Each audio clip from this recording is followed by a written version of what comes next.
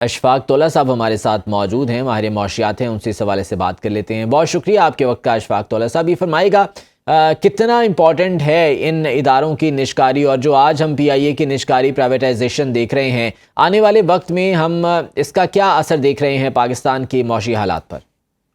بسم اللہ الرحمن الرحیم۔ سب سے پہلے تو پوری قوم کو مبارک کہ یہ ایک اچھا اقدام تھا گورنمنٹ کا، بڑی اچھی ایفرٹ تھی ہماری ٹیموں کی۔ اسپیشلی مبارکباد دوں گا محمد علی صاحب کو، ان کی ٹیم کو، ان کے بورڈ کو، انہوں نے بڑا اچھا طریقے سے اس کے احسن طریقے سے ہینڈل کیا ہے۔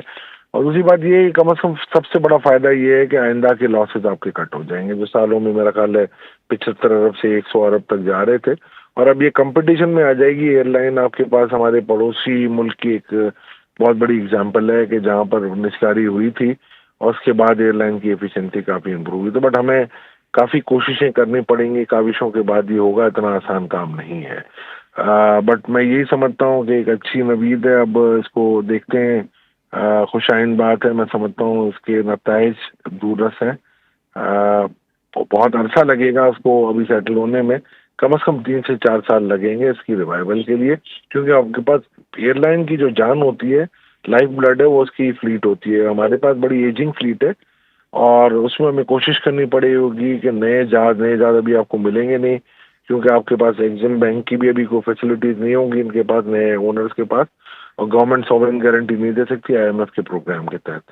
تو it will be a challenging situation for them. اب وہ ڈرائی لیز پہ لیں گے، کافی ایئر کرافٹ لیں گے، مے بی ویٹ لیز پہ لے لیں، اور کہیں نہ کہیں روٹس کھولنے پڑیں گے آپ کو۔ آپ کی مڈل ایسٹ کا بہت بڑی مارکیٹ ہے، اس کو آپ کو بڑھانا پڑے گا۔ یو کے مارکیٹ آپ کے پاس بہت بڑی ہے، آپ اس کو بڑھا لیں۔ یورپ بہت بڑی مارکیٹ ہے، آپ بڑھائیں۔ ٹرکی وغیرہ آپ لے کے جائیں، ملیشیا لے کے جائیں، آسٹریلیا لے کے جائیں، یو ایس کو دوبارہ آپ کھلوائیں اگر آپ اچھے فلیٹ لے کے آتے ہیں تو میں یہ سمجھتا ہوں یہ ونڈو از وائڈ، اب یہ depends upon how they catch it. یہ بتائیے گا کہ بزنس پوائنٹ آف ویو سے اگر دیکھا جائے تو جس طرح سے آپ نے کہا کہ ایک لمبا عرصہ درکار ہوگا ابھی اس کو آگے لے کر جانے کے لیے، تو اس میں کون سے چیلنجنگ جو ہے وہ سچویشنز آ سکتی ہیں ان انویسٹرز کے لیے ابھی، جبکہ صرف 75% شیئرز گورنمنٹ جو ہے وہ دے رہی ہے؟ دیکھیں صرف تو نہیں ہوتے، 75 کا مطلب ہے کہ یور شپ یور آرڈر۔